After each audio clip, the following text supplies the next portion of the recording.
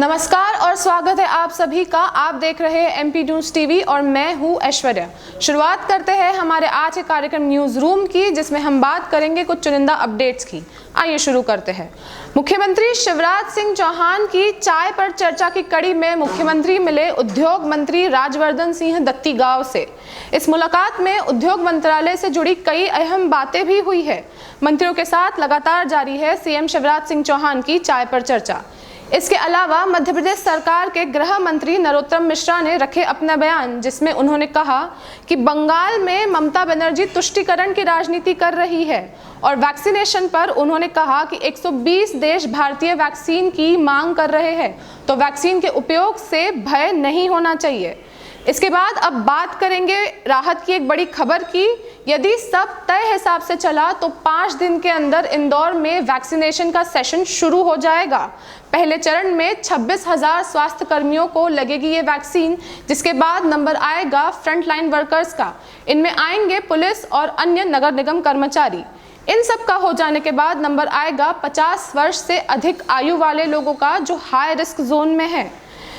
हाल फिलहाल अभी इंदौर में रविवार तक 89 नए कोविड-19 के केसेस आए हैं। मध्य प्रदेश के इंदौर और भोपाल के लॉन्चिंग साइट्स की मॉनिटरिंग सीधी दिल्ली से होने वाली है। इसके अलावा खबर मिली है कि प्रधानमंत्री स्वास्थ्य कर्मियों से जल्द ही संवाद करेंगे।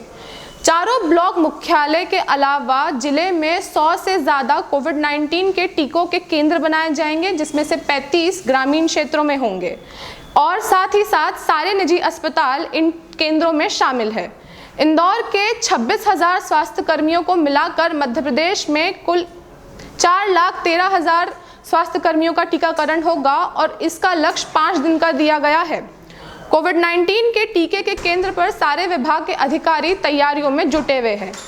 यदि अनुमान सही बैठा तो 16 तारीख से टीकाकरण प्रक्रिया शुरू हो जाएगी, परंतु वैक्सीन इंदौर में कब आएगी इसके बारे में कोई जानकारी नहीं है। अनुमान यह लगाया जा रहा है कि 13 तारीख को वैक्सीन मध्य प्रदेश में आ जाएगी।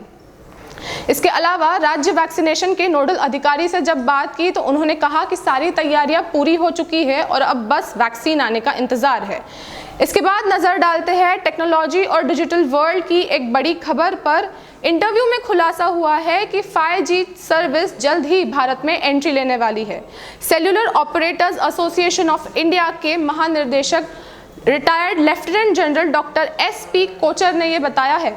उन्होंने कहा है कि 2021 खत्म होने तक 1 से 2 कंपनियां ट्रायल बेसिस पर 5G सर्विस का नेटवर्क देना शुरू कर सकती है और अभी कमर्शियल लॉन्च में टाइम है। कमर्शियल लॉन्च में टाइम इसलिए है क्योंकि 5G स्पेक्ट्रम की नीलामी में कोई निर्णय नहीं ले पाए थे। नीलामी में जब राशि तय की जाती है उसके बाद उपकरण लगाए जाते हैं और फिर नेटवर्क सर्विस देना शुरू की जाती है। 5G से लोगों को इंटरनेट की तेज स्पीड तो मिलेगी ही, पर इसका उद्योग जगत को और ज़्यादा फायदा होने वाला है, क्योंकि 5G conversation machine to machine तरीके से होता है, जिससे रोबोटिक्स जैसे विषयों में ज़्यादा आसानी होती है। इसके अलावा बड़ी बड़ी योजनाएं जैसे स्मार्ट सिटी प्रोजेक्ट्स भी तेज़ी से पूर्ण होंगे और औसतन रूप से औद्योगिक जगत में उत्पाद बढ़ेगा ही। जब SP कोचर ने टैक्स और टेलीकॉम सेक्टर की बात की तो उन्होंने कहा कि टेलीकॉम सेक्टर को कम से कम 40% का टैक्स भरना पड़ता है और इस हिसाब से देखा जाए तो सरकार के हिसाब से ये एक आवश्यक सर्विस नहीं है, पर ऐसा बिल्कुल भी नहीं है। उन्होंने यह भी बताया है कि 5G हैंडसेट की कीमत अभी काफ़ी महंगी है और वे ये पूरा प्रयास कर रहे हैं और कोशिश कर रहे हैं कि इसकी कीमत को 8 से 10,000 रुपये के बीच में लाया जाए ताकि आम आदमी भी इसे खरीद सके। इसके अलावा उन्होंने बताया है कि वे ये पूरा प्रयास कर रहे हैं कि सब्सक्राइबर्स को सस्ता और तेज स्पीड वाली सर्विस मिले, जिससे वे आसानी से अपना काम कर सके। उन्होंने ये बताया कि नीलामी में बेस प्राइस तय हुई थी, जिसके बाद यह अनुमान लगाया जा सकता है कि सरकार टैक्स में छूट देगी, जिससे डेटा सस्ता होगा और आखिर में यूजर्स को ही कम पैसों में ज़्यादा डेटा मिलेगा। अब बढ़ते हैं हरियाणा में किसान विरोध की ओर।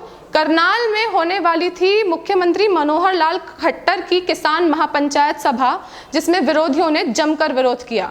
मनोहर लाल खट्टर के स्थान पर पहुंचने से पहले ही विरोधी वहां पहुंच गए और उन्होंने वहां काले झंडे फहराए और साथ ही साथ मनोहर लाल खट्टर के खिलाफ नारेबाजी की।